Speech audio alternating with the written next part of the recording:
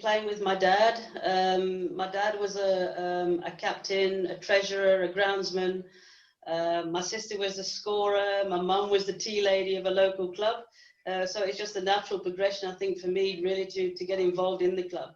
I actually started playing then through the club and then progressed to the boys under 19 squad in that club.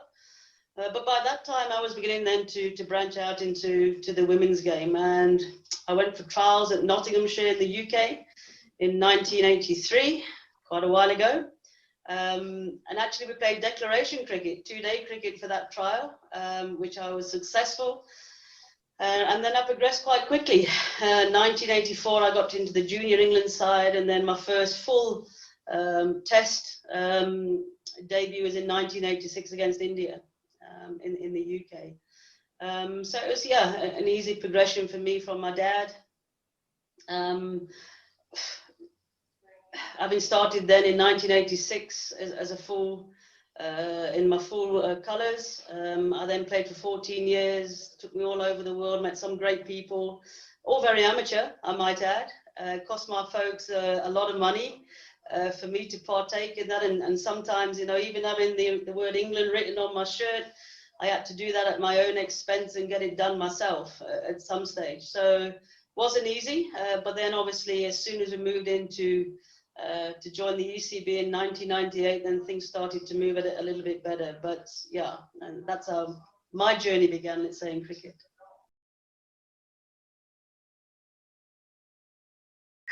So my story is different from a lot of stories, especially when it comes to getting into sport, not just cricket. I'm from a village that has zero footprint of cricket. So the only sport in my village was soccer. We have like soccer field everywhere in the village, but there's no cricket facility. We have 20 plus schools, and all those schools don't know anything about cricket. I went to those schools. So when I was doing grade 12, I started attending extra classes somewhere in town. And the guys that I was attending extra classes with, they went to the schools around town. So their schools had cricket facilities, and one of the guys happened to play cricket.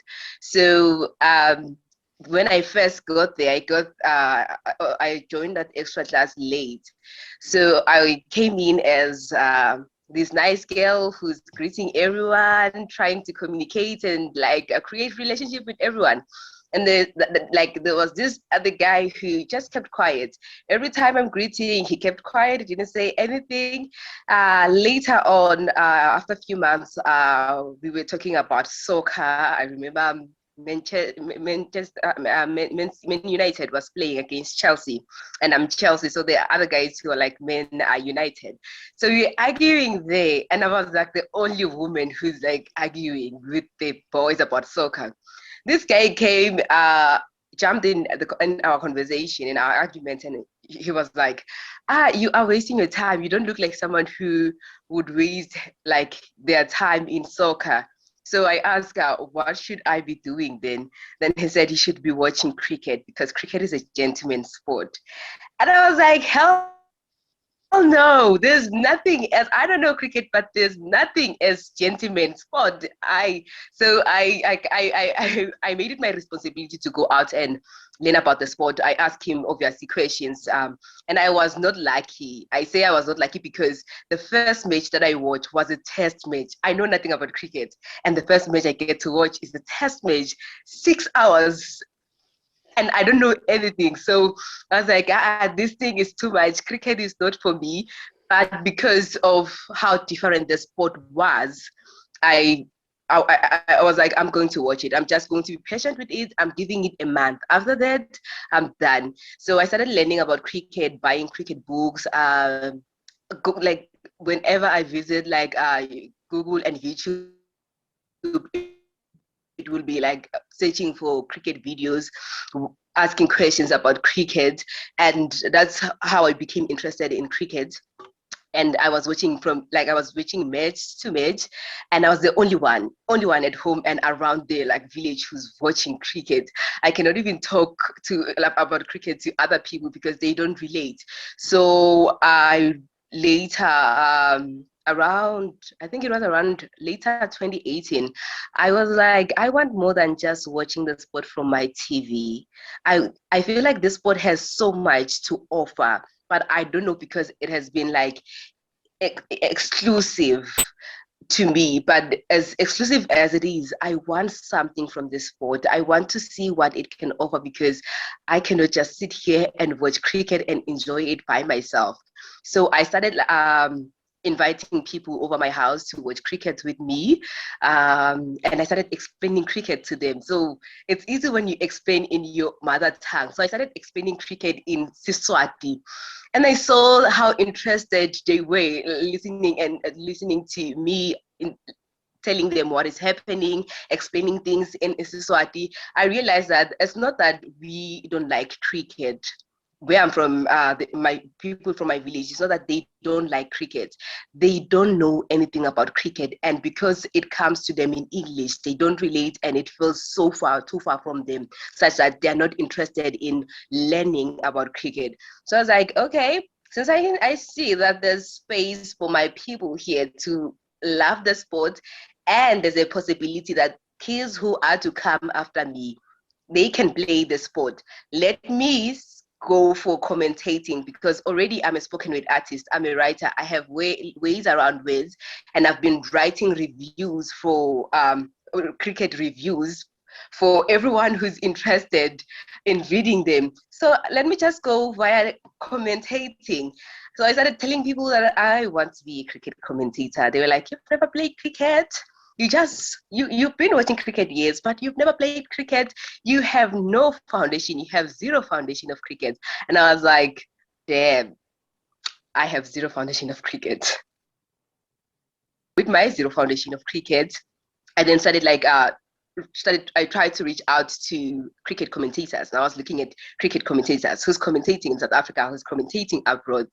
That's when I came across a lot of commentators. Natalie was not even the first commentator that I sent a message to. I inboxed, I DM a lot of commentators, too many of them. I won't mention names. So after sending DMs to them, telling them about my dream and how much this sport means to me, what I really like, how much I really want to be a commentator, I didn't get any response from them, all of them. So I was like, okay, just go back to watching the sport, because no one is interested. I guess people are too busy to invite other people in the sport. And I went back to watching the sport until later 2019, when I was coming from my performance in Australia. I flew back with the Proteas from Dubai. So I met them in Dubai, and we flew back to South Africa together. And I started talking to all of them. So when I was talking to all of them, I was like, no, you guys are my colleague. I don't know how, but you guys are definitely my colleague. I was motivated to go back to finding ways to make this dream work, to make it make sense for the people who are already making it, who are already doing what I want to do. So that's when I started again inboxing and writing to commentators. They didn't respond, and I was not broken this time, because I was coming for the second. So I went on Twitter, and I commented on Natalie's post, because she wrote something about women leading in the sport, that it would be nice to see more women getting involved in cricket. And I was like, I'm one of those women, and I want to be a cricket commentator with all my heart, by the way. So she was like, really, if you want to be a cricket commentator, here's my email. You should just email me and we will take it from there. I was shook. I took 3 weeks, because I was trying to process Natalie responding fast to me wanting to be a commentator. So after 3 weeks, I was like, yeah, I'm sure I want this. And whatever question Natalie will throw at me, I promise I won't give up on myself. I emailed Natalie, and she was gentle. She was kind. She created the platform for me to ask questions. I had a lot of doubts, and talking to her actually made me feel confident about this dream. I didn't know that I was not that confident. I wanted to be a commentator, but I was not confident in the dream. So Natalie gave me that confidence, and she told me that you have enough time to work on yourself. I am here to help you. Whatever question you have, just ask me, email me anytime, and when I have time I will try make time, but if I take long to reply, just know I'm busy. I'll always come back to respond to your emails, and I'll help you. I'll walk with this journey with you. And I was amazed. I was like, the doors have finally opened. I'm not yet a commentator, but because of this I know I'm there already. I'm a commentator. I'm in that commentary box with Natalie, with Kes, with Mdulegi. So I'm done. I'm a commentator. And I started telling everyone that I'm a commentator. She gave me advices, Natalie, on what to do next. She said, because you've never played the sport, just go out and find cricket academies where you can grow your sympathy, because you need to grow sympathy and understand what players go through when they play the sport, understand the emotions, their struggles. Just be one with them, so that when you're commentating, you won't take out the hard work that they are putting in doing what they're doing. I started going around again, searching for cricket academies.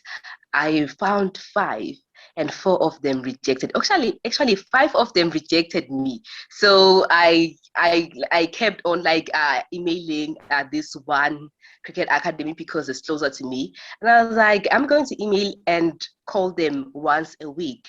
I emailed them for 4 months. I called them for 4 months. Like every Monday, I used to email the owner. Hi, this is Xolile Mabuza. We want to be a cricket commentator, and I really, really want to be in your academy to learn and to grow sympathy. Because my mentor said it was like my Monday, like, I want to be a cricket commentator. I want to be part of your academy. I did that for 4 months. And I remember this one Monday in the evening, I called the owner again because it was a Monday. And he just, when he answered my call, he said to me, you are not going to give up, are you? And I was like, unless they stop selling airtime, I won't stop calling you. And then he said, okay, fine, you can come. That's how I joined the cricket academy, and I started learning a lot of things that I didn't know, since I've never played cricket. And from there, that's when the radio stations in Mpumalanga got a bit of a light on what I want to do, on what I've been doing, and they all wanted to interview me. So moving from being interviewed to every radio station in Mpumalanga to being covered by all the media houses in Mpumalanga, now everyone was interested. Everyone was looking for me. Everyone wanted to know, who the hell is this girl? So people came for me, other commentators who I DM before came to me to ask about this stream and my plan, how I got where I am. And I was like, I kind of email some of you, and you never replied to my emails. So that's when Likwala Kwala FM gave me the spot to analyze cricket matches for them, to build confidence around my voice. So from there onwards, I started reviewing cricket matches for Likwala Kwala FM. And yeah, Likwala Kwala FM became home, because I remember at first I was reviewing cricket matches for 3 radio stations, and Likwala Kwala FM was the best radio station to review matches for, because they were very welcoming and they supported my dream. They never shutted my dream down or made me believe that it's impossible. So I stayed with them because of that. And beside that, I have amazing people around me who kept calling me commentator, our commentator, every day, even when I was trying to give up on myself. They were like, our commentator, the next World Cup that is going to be hosted in South Africa, you will be commentating there. So I was like, hey, I have to work, because the next World Cup is coming soon. So that's how I got in cricket, and that's how I started. That's how my journey started in cricket.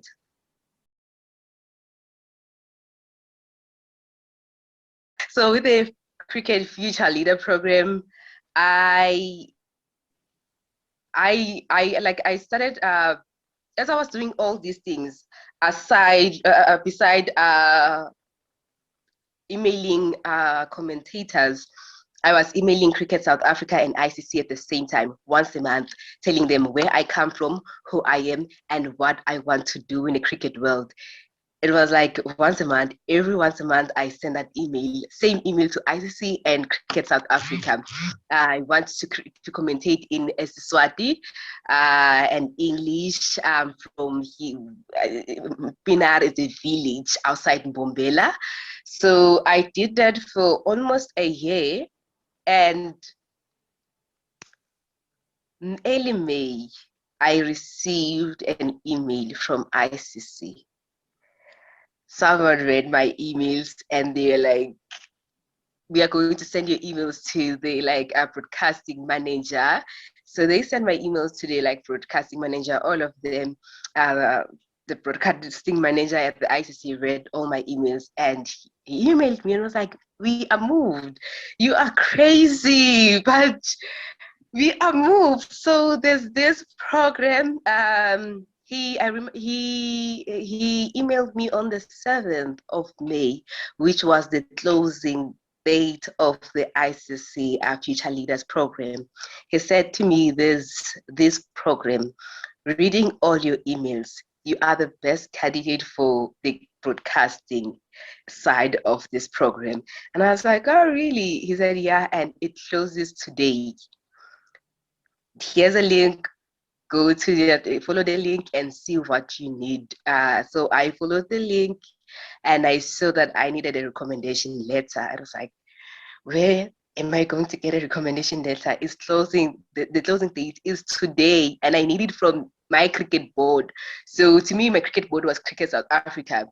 I wrote Cricket South Africa. I called them and I asked for them to write me a recommendation letter. Then I went back to Ajay to tell him that I think it's impossible for me to get the recommendation letter that I need for my application. He then said, no, don't worry. We did a little bit of investigation about you, research. You did our research, and we noticed from everything that we read that Natalie is your mentor. So we'll make exception. Just ask Natalie to write the recommendation letter for you. And I sent Natalie an email. She didn't take long to respond to it.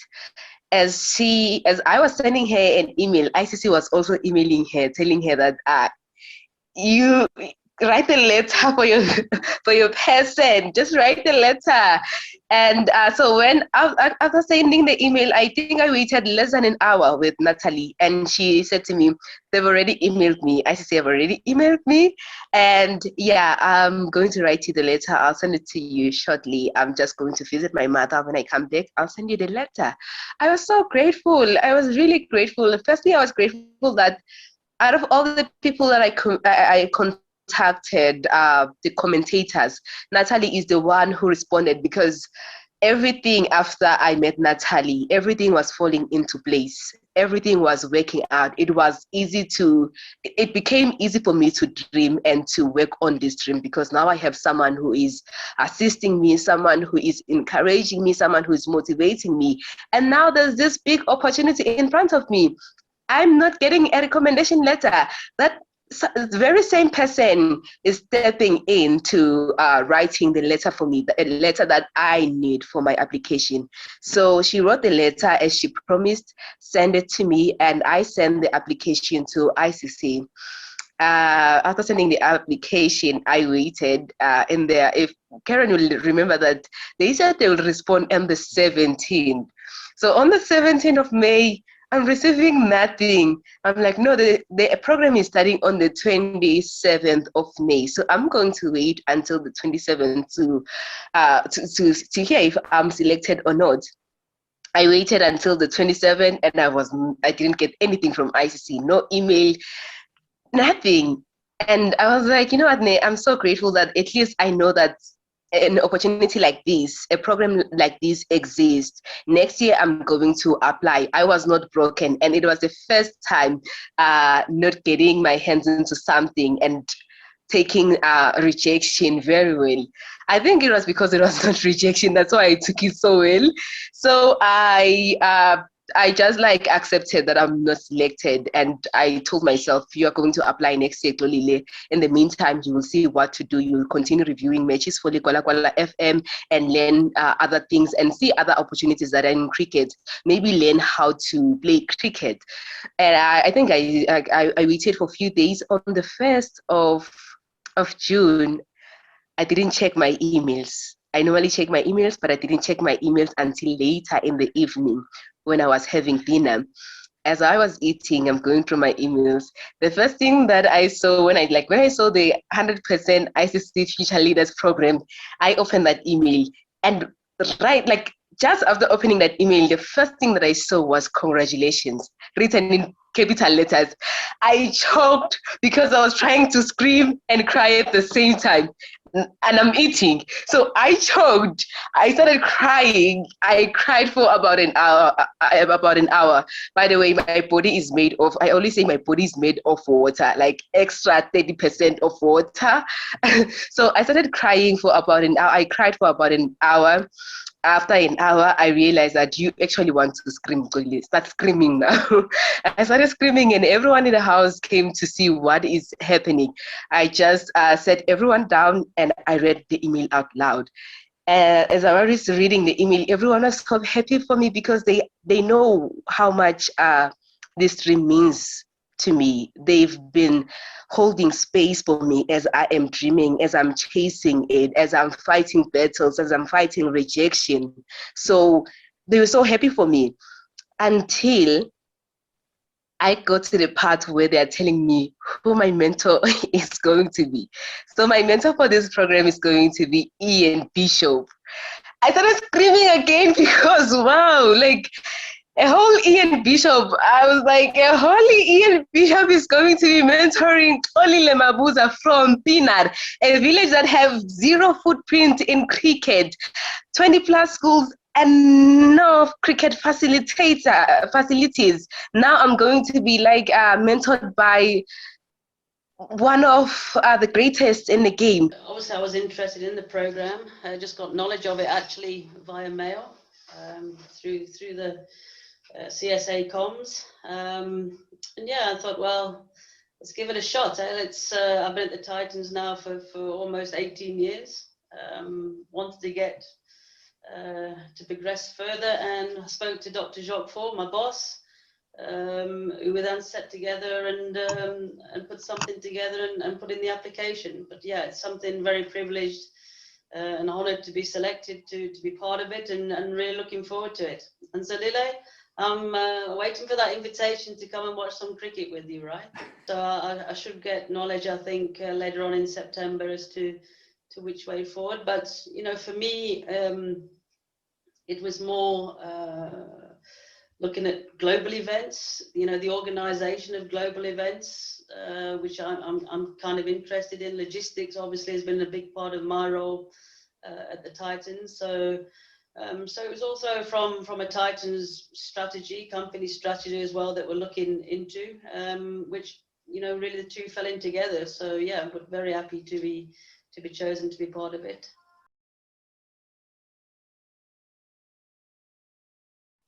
From my experience, I can say it's really important, especially when you are dreaming along the lines of the same sport as that celebrity. So if when they come back to you, they are actually opening doors for you. I don't know whether they are aware of that, but they are opening doors for you. They are telling you that there's enough room, because if you are to pursue a career, for instance, in cricket, and this person you try to reach out to came back to you, you will work with them. So because they are already in the space that they're trying to reach, when they come back to you, when they get back to you, they are holding space for you. They are telling you that your dreams are valid. They are telling you that we are waiting for you. Come, there's enough space, there's enough room for everyone. So it's important for celebrities to come back to their fans, to try make time for their fans, because after all, they play this sport, and we watch them, so we are like, we are holding space for them also by loving them, watching them, choosing them. Because if you watch, if I'm watching cricket and you become like my best cricketer, I chose you. I could have been watching like soccer or rugby, but I'm watching cricket. And out of everyone who's playing cricket, I'm like I'm aware that you are here. I see you. I see your struggles, because also, as much as they are celebrities, they also reach a certain point where they struggle, but we stay with them to say, this is still my best cricketer. I know they will bounce back. I know she will bounce back. I know he will bounce back. So it's important for them to also hold space for us as much as we are holding space for them without them knowing.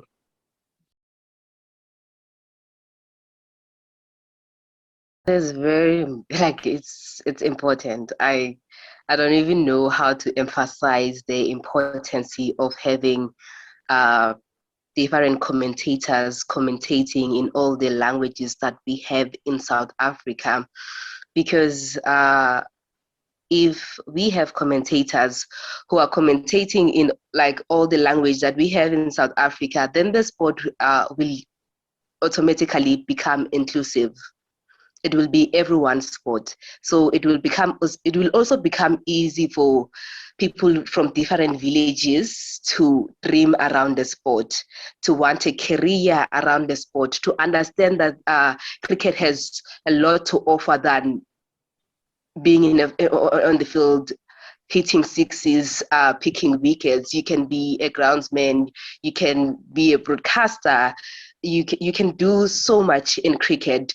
They can only get to know all those things if they watch cricket, and they can only watch cricket if it is inclusive enough for them to understand what is actually happening, to have an idea of an easy way of learning, because we learn easy when something is taught in our languages. So it will teach people cricket, and it will explain everything that they need to know about cricket, and it will become easy for them to position themselves in the sport of cricket. So as a person, as a young person who wants to commentate in isiSwati, it is my dream for what I am doing right now. It is also my dream for what I'm doing right now to have like someone else commentating in another language, because we already have isiXhosa. Let's see how beautiful the sport can be with all our languages, because I believe it can be more beautiful.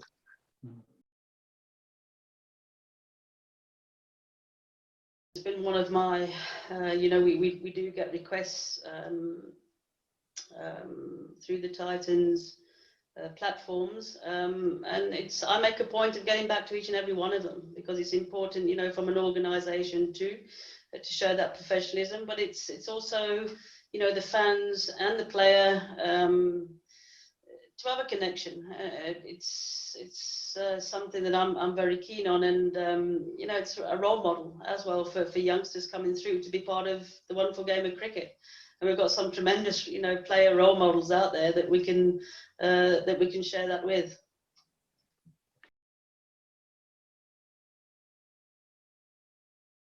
Yeah, a good friend of mine, Claire Connor. Obviously, we played a lot of cricket together. She progressed into the ranks of the ECB as the director of cricket. She's obviously the incumbent president of the MCC coming through, so huge strides for her. And I think that's something that the ECB actually did from '98 when we joined with them. It used to be the Women's Cricket Association before that, which was run voluntarily, can you believe? And those pioneers of women that ran that was, I take my hat off to this day, because without that, I wouldn't be sitting here where I am today either. So, so she's made giant strides. Belinda Clark, obviously another one I played a lot of cricket against, doing really well in her administrative career, which is great. And to get these guys involved, they played the game. They were in the beginnings of the game, the evolvement of the game, and they want to give back something to the game, and I think that's mightily important for them to do that.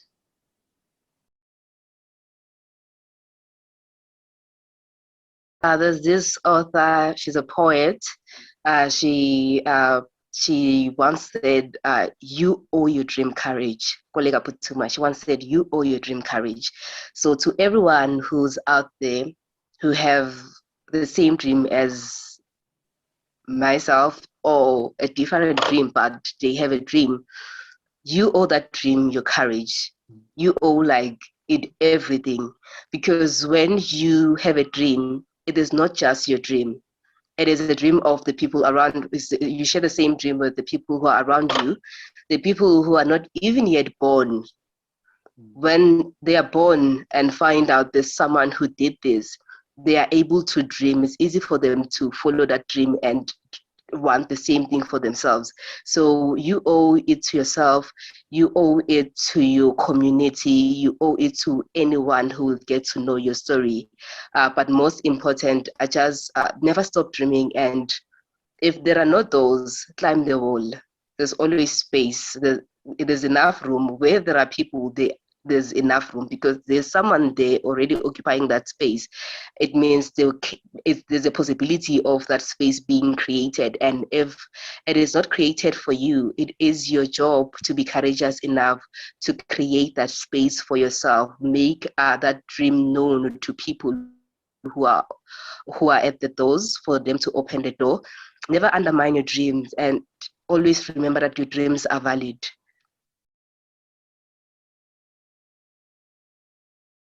What the Momentum Proteas have achieved in the last couple of years is immense. Starting, I think, from where they began and where they've grown into. I think what they've done is that they've put themselves now in a position in South Africa of people want to watch them, people want to see them, people want to be part of them, people want to play the game of cricket as well. Obviously, it's up to us to find those opportunities for them to do that, and I think their success makes that slightly easier, I guess, for the administrators to try and get everyone involved in the game of cricket, and that's mightily important for us to do that, because cricket is a sport, it's a great game, and everyone can play it. As Xolile, a story is what she's told us tonight, and how she began in cricket is inspirational. And for her to do that and to be part of that and go for that dream, is anybody can do it. And as I say, I think the Momentum Proteas are in a good space. I think they've really done really well in the last couple of years on an upward trend. And for me, working now towards is it 2023, the World Cup in South Africa? Wow, what an opportunity for all of us to be part of. Xolile, over to you.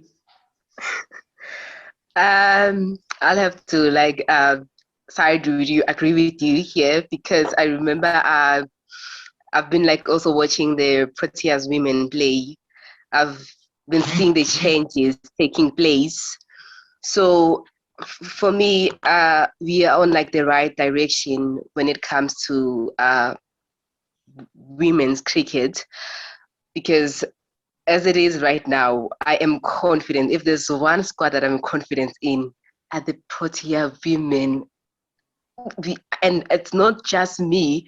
I hear a lot of people, and I see a lot of people sharing their views about the Protea women, how they are our source of light in cricket. So for them to hold so much light and to hold this the sport together and to embrace the beauty of the sport for us, given that our other team is not doing well, hasn't been doing well. So we are on the right path as when it comes to women in cricket. They are holding so much light, they are sharing light, they are the light, let me just say they are the light we've been hoping for, the light we've been praying for. They hold space for us beautifully, and they remind us every time they play why we love the sport, why cricket is a beautiful sport. And more women are watching cricket now. I've seen in my village, since now we are watching cricket, by the way, in my village, they are like drawn into women's game than men's game because they like they like seeing women winning. It's beautiful to see women winning after all their jazz of magic. So to see that magic coming out right in front of you, it's amazing. We are on the right foot, and I'm looking forward to the World Cup. Like Karen said, I'm really looking forward to the World Cup. I just want to see all the jazz of magic coming together and see how the color that will bring together. Still quite a lot of work to be done underneath that level, where the pro tiers women are. For the opportunities, does it start at schools? Does it start at, where does it all begin? Is it clubs?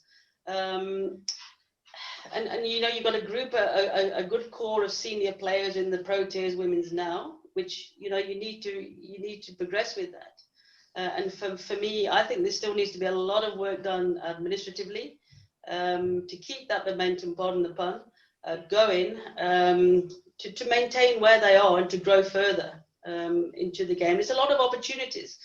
When I was coaching, there was not a lot of opportunity for the girls to play good quality cricket. So we played against under 15 boys cricket to give us that sharper edge, as we played as Northerns, because we found we didn't have that competition that we wanted. And I think what's happened slowly and gradually over the last few years, that the ladies have had opportunity to play against more quality opposition, which I think we should only do them well in the future as well. And I'd be looking certainly for them to play more of those tours, certainly leading up to 2023, where what better chance have they got to win a World Cup in their home country? And that's something that's, a massive, massive goal for them, I'm sure.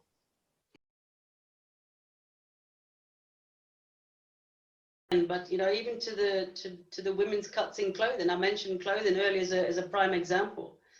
And then years gone by, we had to wear men's clothing, which look, on women sometimes not that great. And I think it's really important to get those women's cuts, to get specifics for women accessories. I think there's, for me, a huge market out there for that. And then I'm sure, looking at the sponsors coming on board now within the game globally, I think it's something that will generally just gradually improve naturally. Also, I think it would be nice to have women not living under the shadow of men, not having to wear like a man's kid, having like their accessories, as Karen is saying. It's we need to see ladies. We need to see the women as women, not like view them right after viewing a man. So they are individuals. They are like they have identity. So I think respecting that identity enough to create all these opportunities to sponsor them is important.